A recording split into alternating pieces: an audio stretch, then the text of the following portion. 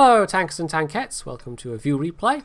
This is Troll for Hire and he is in the ARL v39, the French tier 6 tank destroyer.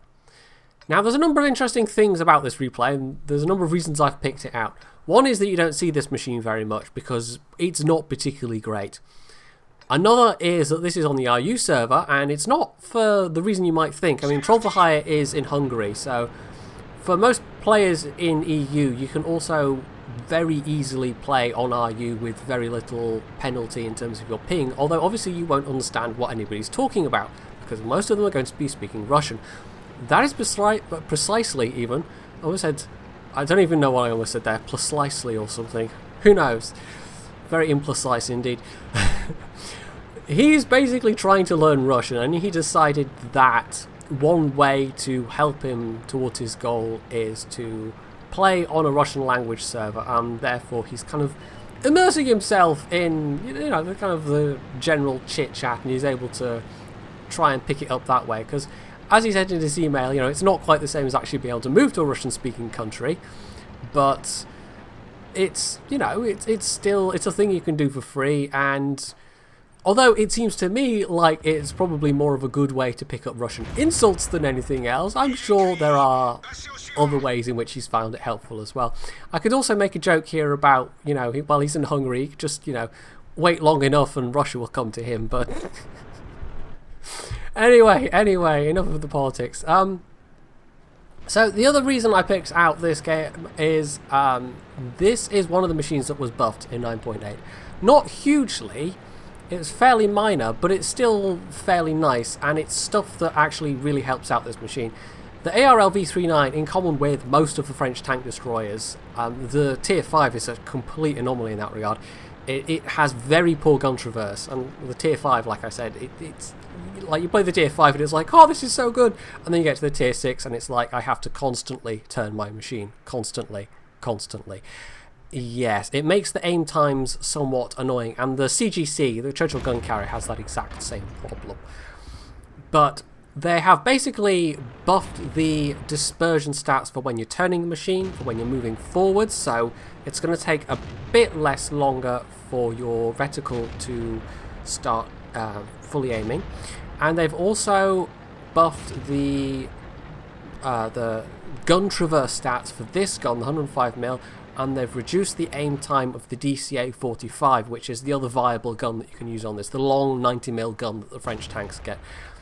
This actually, I think, still has the better aim time, but yeah, you still have that horrible gun traverse, you still have that great big tumour of an anti-aircraft turret sticking on top, which is a major annoyance in a lot of circumstances, because it means they will be able to shoot you before you can ever shoot them. So you have to be fairly cautious, you have to be fairly stealthy.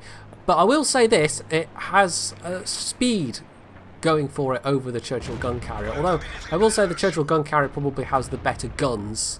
The top gun, especially the 32 pounder, is it's a pretty good gun. It's just a pity about the rest of the CGC.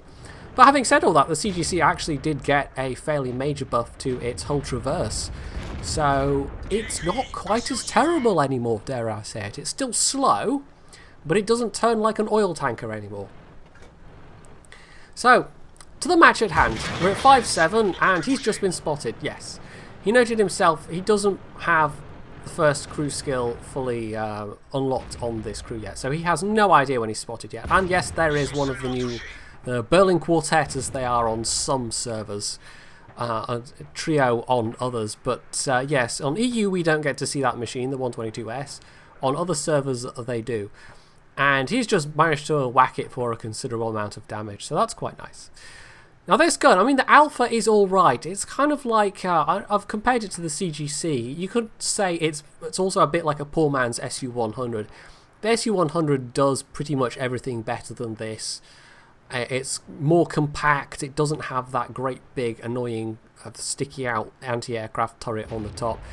The gun is, I think it's got less DPM but better shell damage. It's 390 average versus 300 average. And even if you're firing exclusively APCR with this gun, the average damage only goes up to 330, so you still can't quite compete, and it's a very expensive way to play it as well. But it's a nice characteristic to have on the premium shells.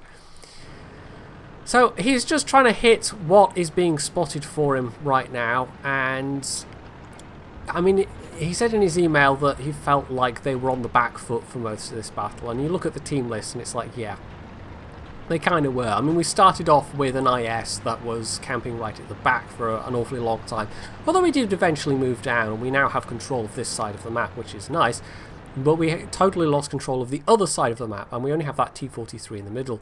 And that's what Troll for Hire has noticed, and he's moved to support this guy. But, yeah, there's that traverse. Unfortunately, the T-43 is pretty much directly in between him and the IS, and so he only manages to get one shot in, and he's obviously very hesitant about pulling the trigger, because this is not the most accurate gun.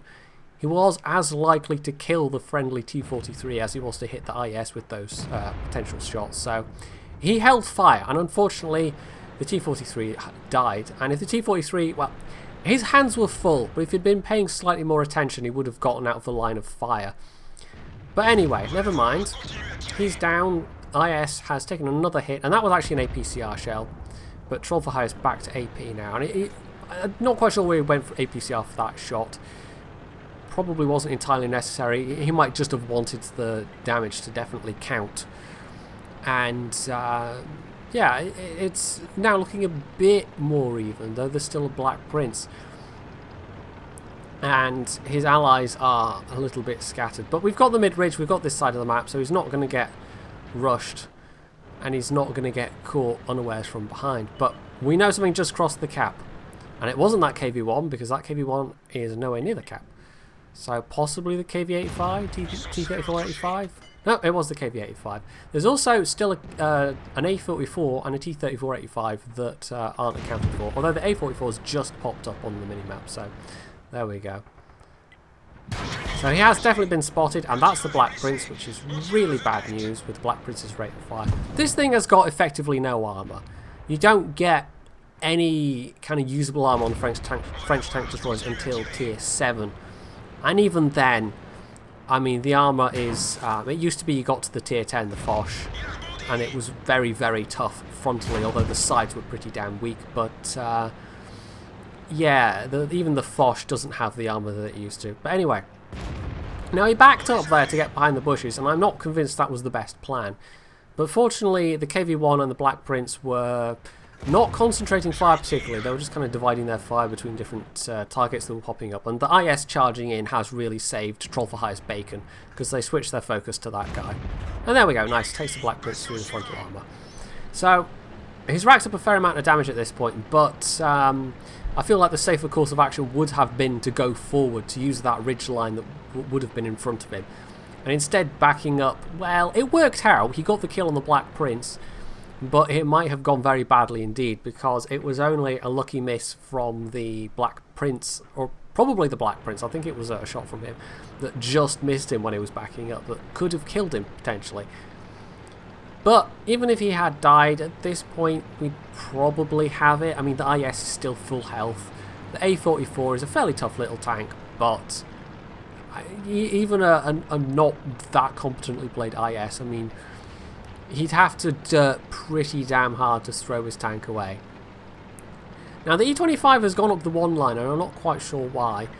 We know that T-34-85 on the enemy team was probably on the 789-10 line, or 789-0 line, I suppose it would be, because we had tanks that pushed all the way down to the bottom of the 1-2 line. They didn't spot anything, and that E-25 is pretty much wasting his time when he could be supporting this side. So the T-34-85 is likely to be on the hill somewhere. I mean, he has got 3 kills. He's clearly not just AFK. And there's the armour of the T-44, the A-44 even. And he is actually managing to hurt that IS a bit, but the IS is at least shooting him in return. And at this point, Troll for Hire switches to HE, because trying to hit weak spots at, like, this is nearly 350 meters with this gun, it's a little bit tricky. I mean, he could have tried the APCR, in fact, but He's actually running with a standard account, so he was slightly wary about throwing away too many credits. Anyway, here's the result. As you can see, that was worth an ace tanker, and he had a high caliber medal there as well, so he did by far the most damage in his team. If you can get that 105mm gun to behave, I mean, like I said, it's not the most accurate, but if you can keep those hits coming, and he had a 90% hit rate, then you can walk away with a fair amount of damage. He also had 16,000 WNA, and that's not normally a thing I note, but it's a big number. Everybody loves big numbers, right? And that's why I'm using the replay screens from QB's website rather than the standard one. Also worth noting is that M4 Sherman's result with a scout medal and over 3.5, just under in fact 3,500 spotting damage done. He had 1,000 base XP on a defeat. So, you know, that always softens the blow slightly. So that was not bad for 10 minutes work, 9.5 minutes even. Wow, I can do numbers today. And yeah, I felt like this was an interesting enough game for a variety of reasons to be worth showing. And you don't see many ARL v39 games. I might get sent one or two more after this, who knows. In fact, I am especially interested, any of you that are playing the Churchill gun carrier in patch 9.8, you know, if you have a good game in that, that would be interesting to see. So yes, do feel free to send me any replays of outstanding results in that machine. So, as for this game, well, I hope you enjoyed it. If you did, you can hit the like button, you can leave any comments below, you can subscribe to my channel, and as always, stay tuned for more.